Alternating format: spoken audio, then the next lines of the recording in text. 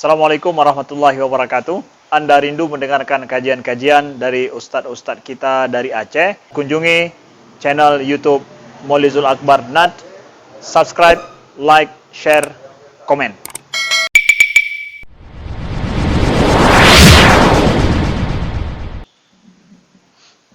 Assalamualaikum warahmatullahi wabarakatuh. Alhamdulillahirabbil alamin. Hamdan katsiran thayyiban mubarakan fihi. Asyhadu an la ilaha illallah wahdahu la syarika lah. Wa asyhadu anna Muhammadan 'abduhu wa rasuluhul karim. Allahumma shalli wa sallim ala nabiyyina al-Mustafa Muhammadin wa ala alihi wa ashabihi ajma'in. Amma ba'd. Rabbi shrah li sadri wa yassir li amri wahlul 'uqdatam min lisani yafqahu qawli. Segala puji bagi Allah, kemudian salawat dan salam kepada Rasulullah, pada keluarga dan seluruh sahabat-sahabatnya. Bapak Ibu jamaah salat maghrib dan isya, ya Allah muliakan insyaallah. Kita masih berada di dalam bab tentang adab kepada tetangga. Di pertemuan yang lalu kita sudah membahas hadis Nabi yang menyatakan tentang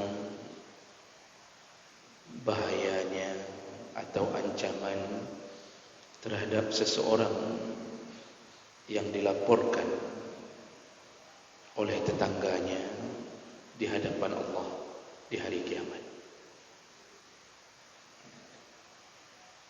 yaitu tetangga melaporkan tentang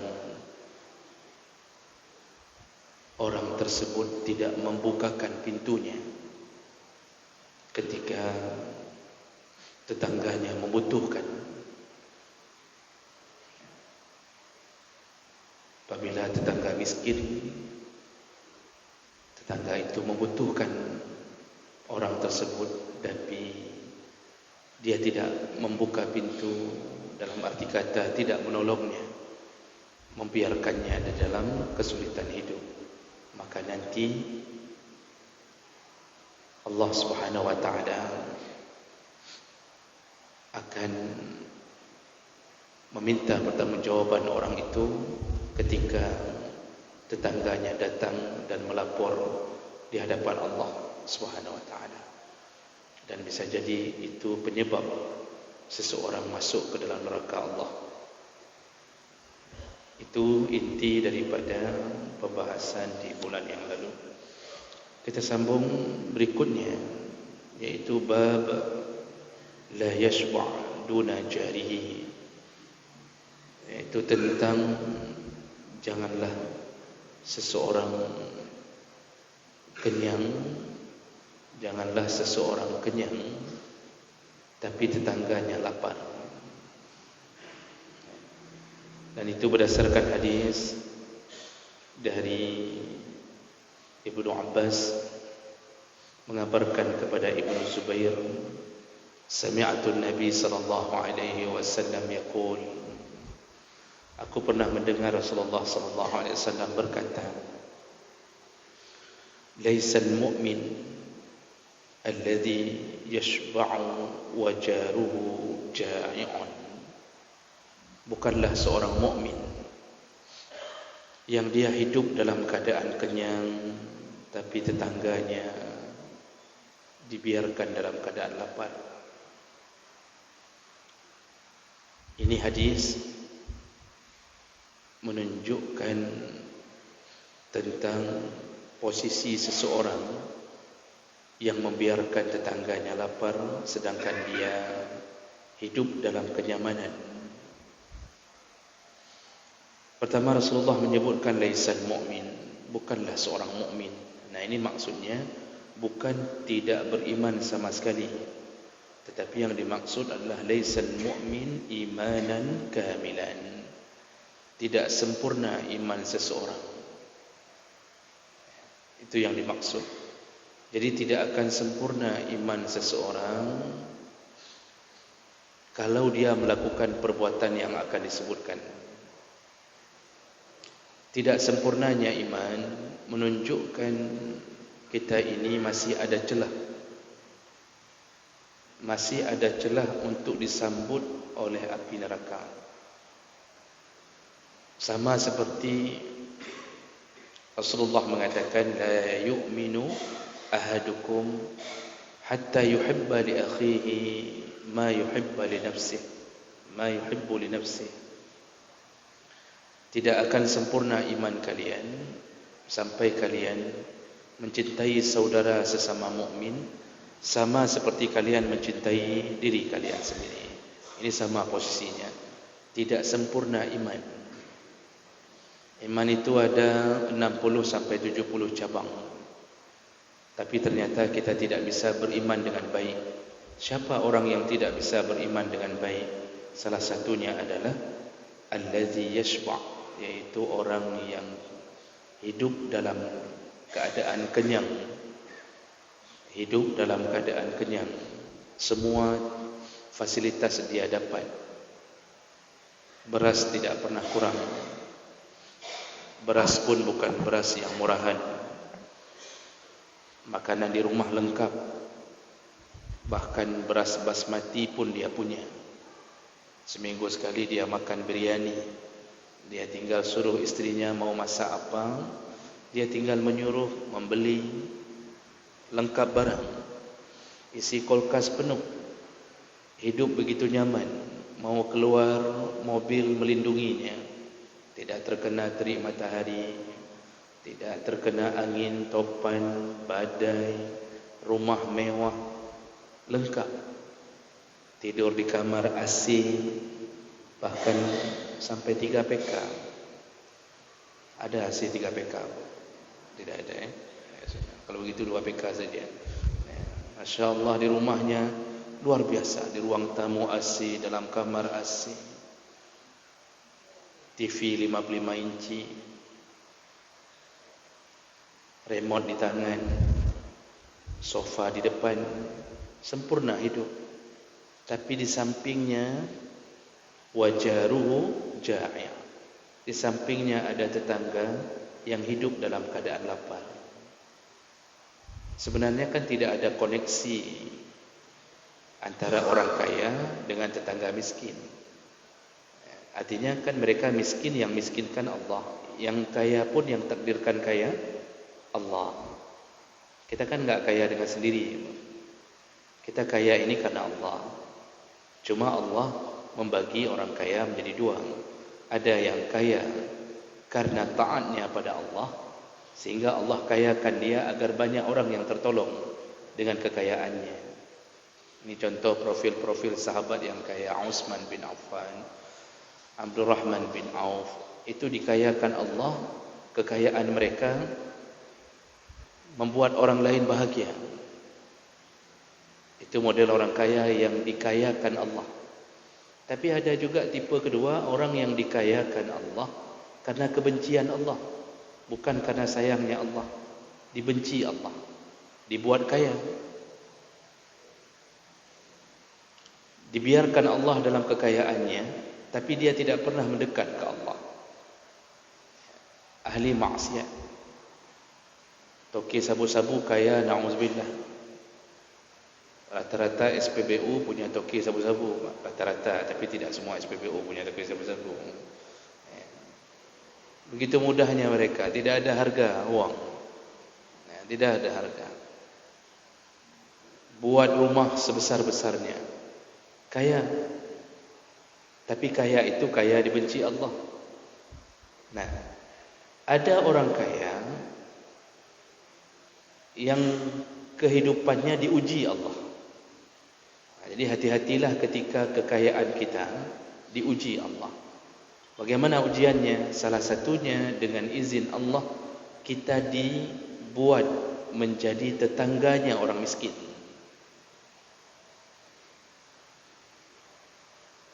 Kenapa di samping kita ada tinggal orang miskin? Kenapa tiba-tiba orang miskin itu yang menyewa rumah di samping kita? Kenapa dia enggak sewa saja di komplek orang miskin, sesama orang miskin? Kok di samping kita pula dia sewa? Kenapa di samping kita ada seorang suami yang kerjanya tukang becak, penghasilannya kecil, istrinya juga sederhana sekali, makan asal-asalan, anak juga ramai. Kenapa tinggal di samping kita? Siapa yang bawa mereka ke samping kita? Allah. Untuk apa Allah bawa itu? Menguji kekayaan kita. Menguji kekayaan kita. Disitulah kita mengetahui iman kita sempurna atau tidak. Ternyata Nabi sudah menjelaskan, kalau kita biarkan mereka dalam keadaan miskin, artinya kita enggak bisa membuat orang kaya, enggak bisa. Ini hanjut, ini kan kuasa kedanya. Ini kuasa Allah. Kita menolong mereka bukan mengkayakan mereka. Yang Allah lihat bukan kemampuan kita untuk membuat mereka kaya, tidak. Tapi yang Allah lihat adalah iman kita bergerak tidak. Ketika melihat pemandangan orang miskin di sekitaran kita tinggal, bergerak tidak iman kita. Cukup hanya menolong saja, tidak mesti membuat kaya, itu pun sudah baik di sisi Allah. Mana mungkin kita menolong orang sama seperti Allah menolong kita? Tidak mungkin. Allah bisa berikan apapun untuk kita, tapi kita hanya memberi sedikit untuk orang. Makanya hati-hati ketika iman bermasalah, tidak ada rasa iba. Jadi yang disebut tetangga miskin ini bukan hanya tinggal kiri kanan, satu komplek tinggal, berdekat-dekatan, enggak mesti kiri kanan langsung, enggak mesti depan belakang langsung. Bisa jadi terselang 20 rumah, bisa jadi terselang 40 rumah. Tapi masuk area yang orang-orang yang kita kenali, itu bahagian daripada tetangga. Maka ketika tangan kita terulur untuk mengirimkan beras kepada mereka, walaupun cuma per bulan 5 kilo, 5 kilo. 5 kilo berapa lah? Waduh, 5 kilo je.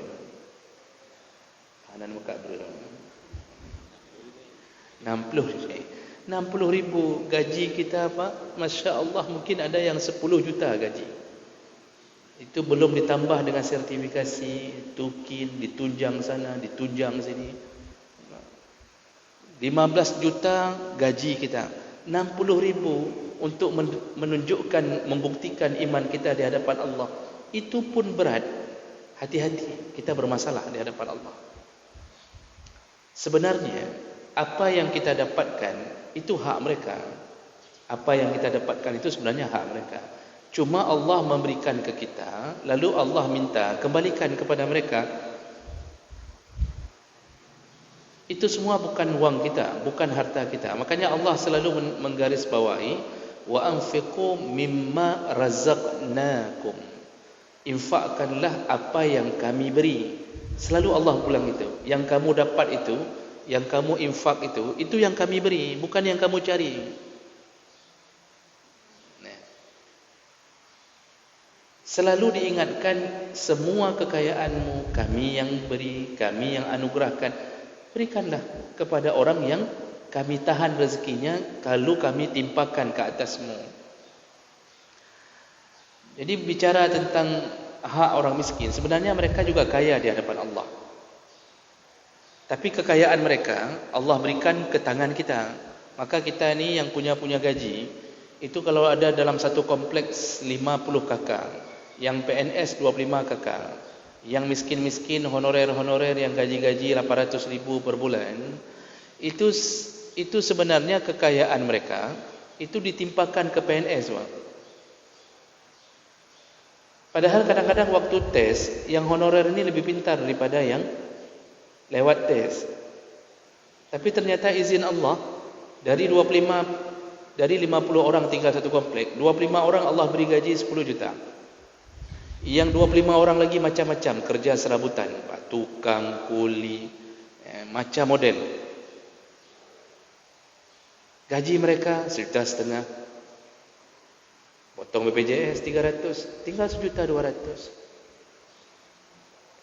Wang sampah 15,000 per bulan.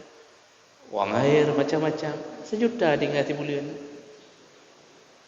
Kemana hak mereka sebagai seorang hamba Allah? Seharusnya semua hamba Allah dapat kasih sayang Allah. Allah sayang pada mereka, tapi dengan cara Allah miskinkan mereka. Yang rezeki mereka kemana? Allah pindahkan ke tangan kita. Di situ yang kita harus faham. Kita hanya diminta untuk kembalikan untuk mereka. Dengan mengembalikan saja kita sudah dapat jatah surga. Dengan mengembalikan. Makanya ittaqus syuhha kata Nabi. Takutlah engkau kalau engkau mendapatkan penyakit kikir. Takutlah engkau kalau engkau mendapatkan penyakit kikir. Karena rata-rata penghuni neraka adalah orang kikir. Ahlus sedekah bisa memadamkan api neraka dengan sedekahnya. Orang kikir, kekikirannya membuka pintu neraka. Makanya malaikat saja benci sekali sama orang pelit. Sampai setiap hari kata Nabi ada 2 malaikat yang berdoa. Malaikat pertama berdoa, Allahumma a'ti munfiqan khalafa. Ya Allah, balaslah harta orang yang telah bersedekah ini. Disuruh balas, malaikat yang minta. Malaikat minta sama Allah, ya Allah, ni orang yang kasih ke tetangga tiap bulan beras terus-terusan, kasih waktu musim megang dia kasih daging ke 10 tetangganya, musim kurban dia bagi ke tetangganya. Ketika anak tetangganya bermasalah, enggak sanggup bayar wang kuliah, enggak sanggup bayar ini, dia langsung turun tangan.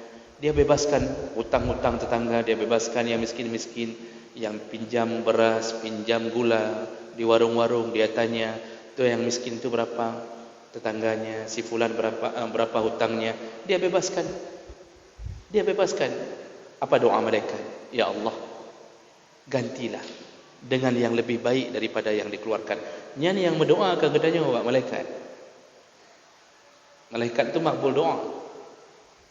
Tapi orang yang pelit, pintu pagar tinggi, dinding samping kanan kiri tinggi minta ampun. Suara tangisan anak tetangga yang minta apapun dari mamaknya yang tak bisa dikabulkan, dia tidak terdengar. Sengaja dia tutup. Yang miskin tak berani masuk ke rumahnya. Panjang pagar. Tinggi sekali pagarnya. Ditolak-tolak tak bisa, karena harus pakai remote. Tetangga tak punya remote. Enggak tahu kejadian di luar apa, gasin ke gasin, mati ke mati ke. Yang penting kami masukkan Pajero ke dalam kanopi, selesai urusan. Buka pintu Pajero, keluarkan pizza yang 200,000 1 meter. Ada pizza 200,000 1 meter. Rojihna sempat diiklankan, maka Jilong tinggal. Makan dengan satu keluarga, cuap sana. Di anak tetangga miskin, Masya Allah, untuk dapat martabak 1 telur saja mereka tidak pernah rasa. Enggak ada perasaan sedikit pun untuk menolong mereka, tidak ada. Di sinilah puncaknya kemarahan Allah Subhanahu Wa Taala. Maka tidak akan sempurna iman. Baik pegah iman, baik pegah cinta ke Nabi, menyonyo buat. Karena Nabi orang yang paling dermawan, terutama dengan tetangganya. Maka jemaah belakang Allah Subhanahu Wa Taala di dalam hadis ini itu diingatkan oleh Nabi, janganlah kita kenyang. Maksudnya bukan enggak boleh kenyang, jangan sampai kita kenyang tetangga lapar. Kita pun kan enggak mungkin memeriksa tiap hari tetangga. Kita tanya tiap hari, "Gimana ada?" Kayak mana lapar hari ini? Kalau lapar, ya belau. Enggak mungkin tiap hari begitu. Maksudnya paling kurang bantulah mereka. Kebutuhan pokok mereka paling kurang dengan bantuan kita tercukupi. Telur 1 papan, sambil kita beli telur untuk sendiri. Kita beli 1 papan lagi. Berapalah telur? Berapa telur? 50,000 lah anggap. 50,000 pada mana ya tak boleh? 50,000 itu dah habis hidup. Masya Allah, 1 papan 50,000 tidak beranikah kita beli yang mungkin telur itu akan bersaksi di hadapan Allah. Ya Allah, kami dibeli untuk menyelamatkan hamba-Mu di sampingnya, ya Allah. Maka selamatkanlah. Bagaimana kita bisa masuk surga didoakan oleh telur, Pak? Bayangkan, kalau itu pikiran orang dengan keimanannya, surga. Ana perlu jauh-jauh tat semikir. Enggak usah sampai kita terus-terusan pasang spanduk, mari donasi ke Palestin. Ke Palestin tajuk. Tetangga di samping yang hidup lebih parah daripada orang Palestin, tak biarkan. Kan bangai, Bang. Kalau ke Palestin asal dapat spanduk, langsung transfer 2 juta, 4 juta. Tetangga yang hidupnya lebih parah daripada Palestin enggak pernah kita tolong. Ini akibat ilmu. Tidak ada ilmu untuk masuk surga. Kekayaannya tidak membuat dia bisa membuka pintu surga. Makanya Nabi memperingatkan tentang masalah iman. Berarti orang ini kurang sekali imannya. Nah, jemaah maka Allah, itu hadis yang pertama. Kemudian berikutnya, apa yang harus kita lakukan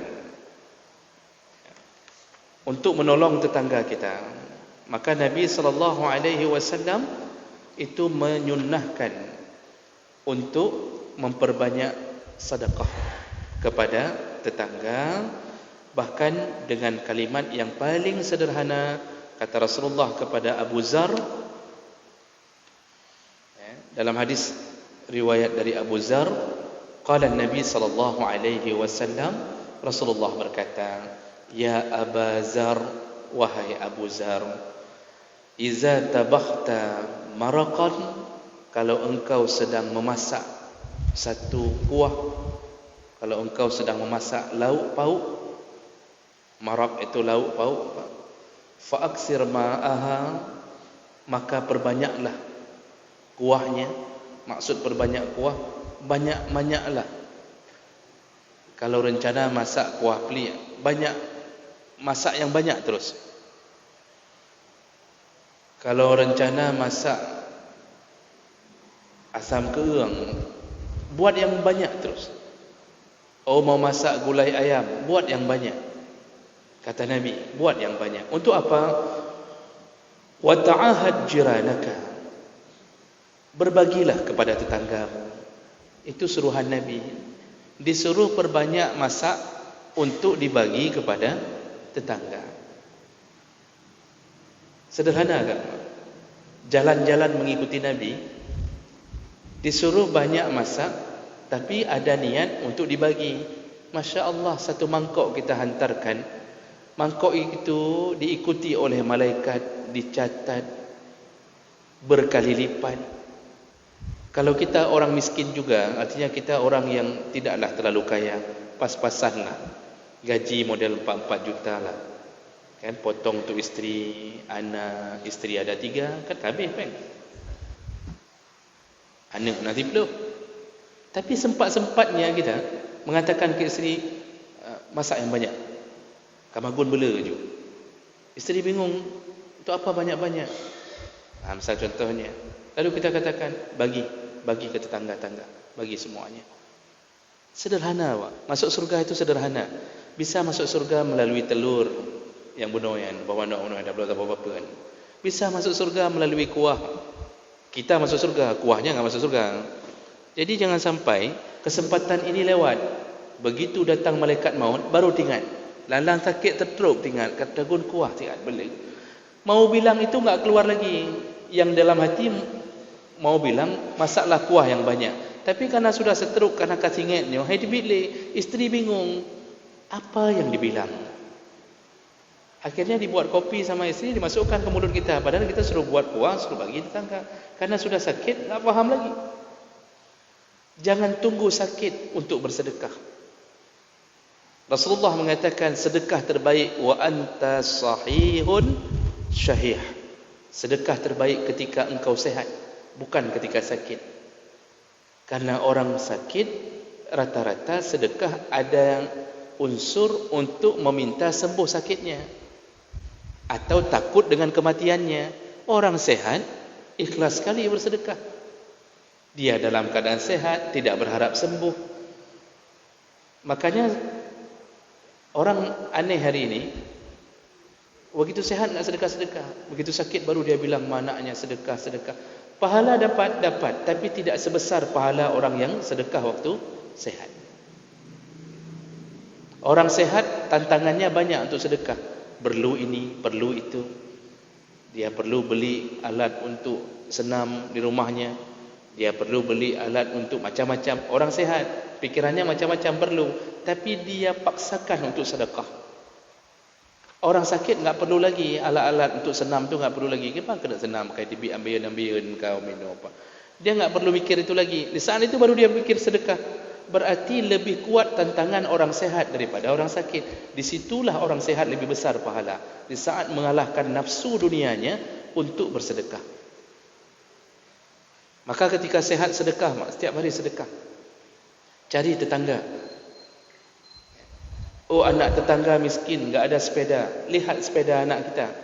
Anak kita udah besar-besar, udah kuliah. Itu apa simpan sepedanya yang kecil-kecil dulu? Sedekah saja tetangga yang miskin-miskin di samping rumah.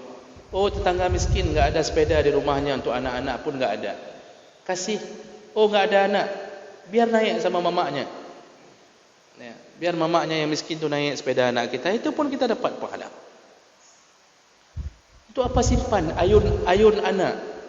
Ayun, kita dulu beli ayun yang model besi itu, beli ayun, ada yang model listrik yang terayun sendiri, tinggal tekan on off saja. Anak kita sudah besar, enggak mungkin lagi naik ayun. Bahkan tak kebah bak gudang. Kenapa harus disimpan di gudang?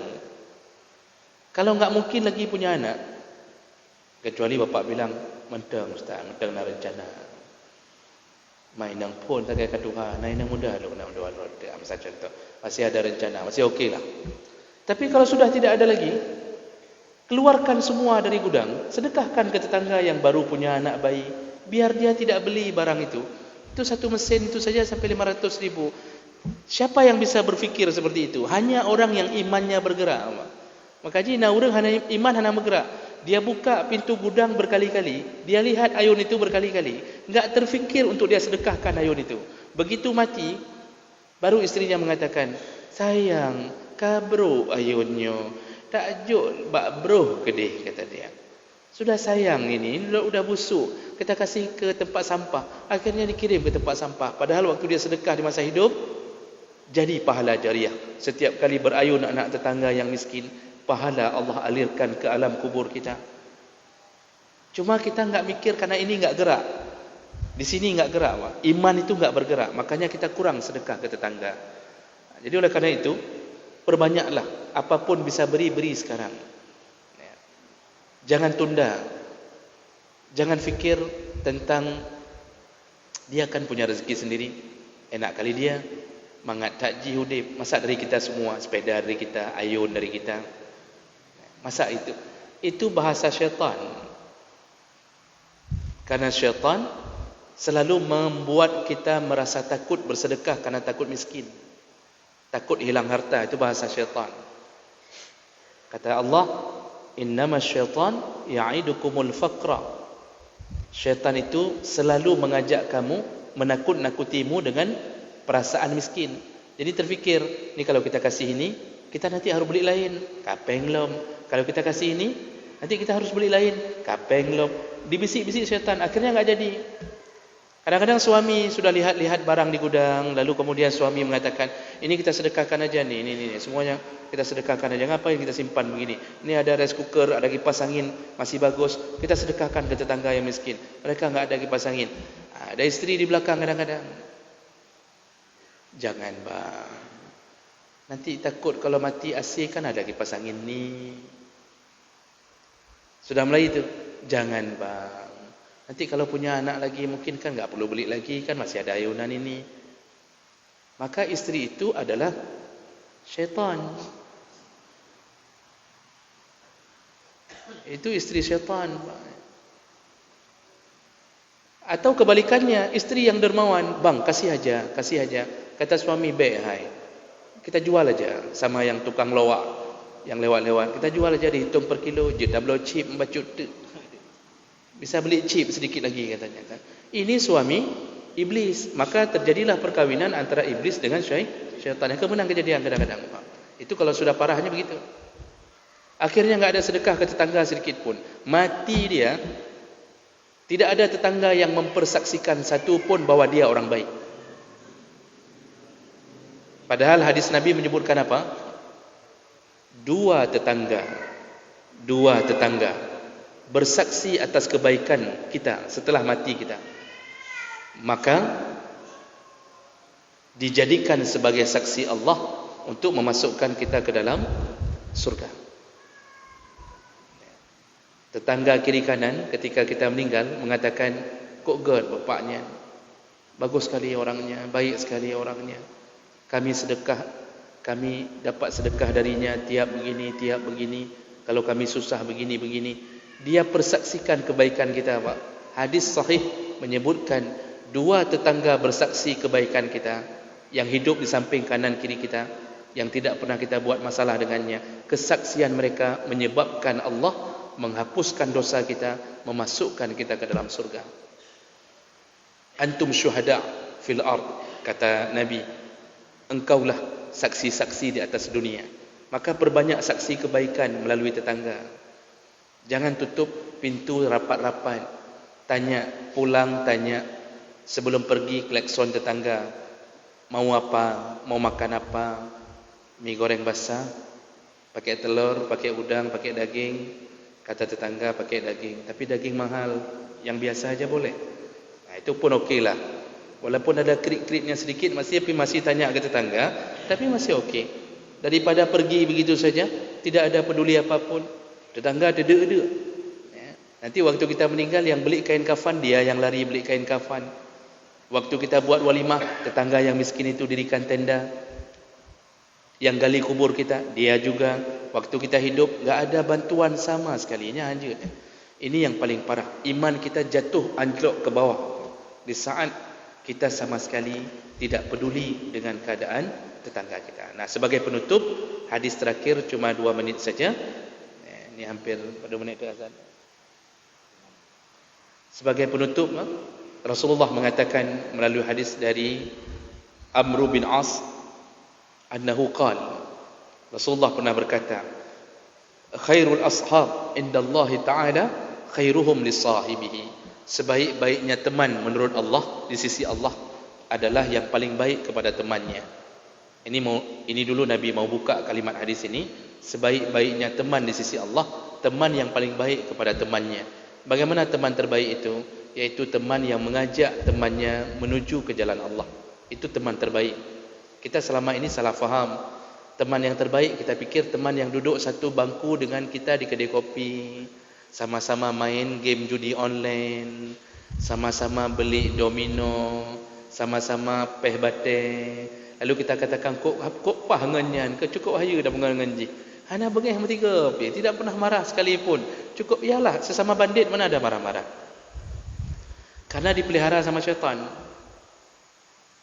Tapi dengan teman kita yang soleh, asal datang waktu solat, azan, tak semayang ilek.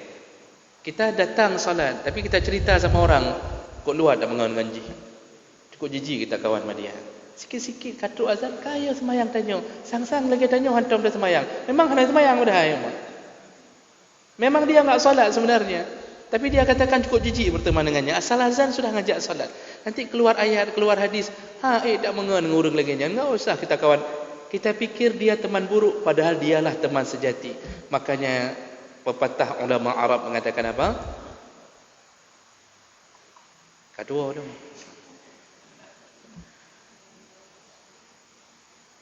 Sebentar lagi teringat, saya ulang lagi. Sadiquka man saddaqaka wala man sadaqaka. Temanmu terbaik yang berani mengatakan benar di hadapanmu, bukan yang membenar-benarkanmu. Itu konsep teman.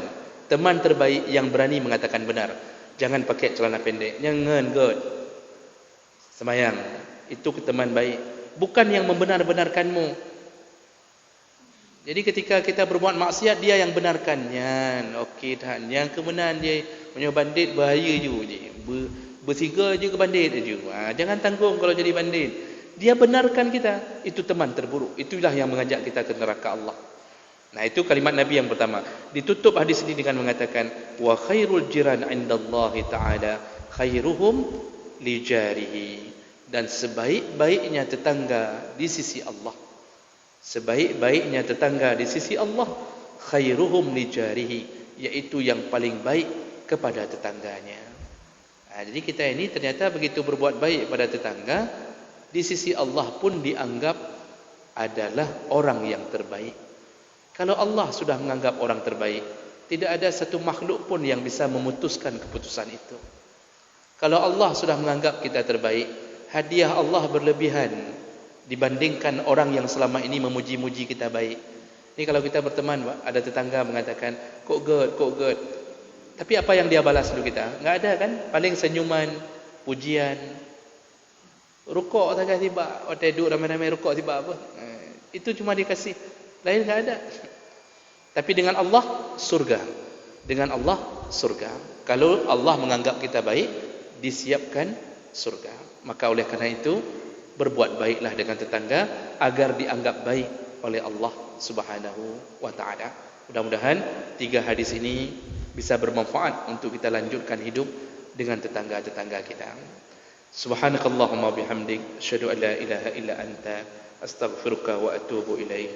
Wassalamualaikum warahmatullahi wabarakatuh.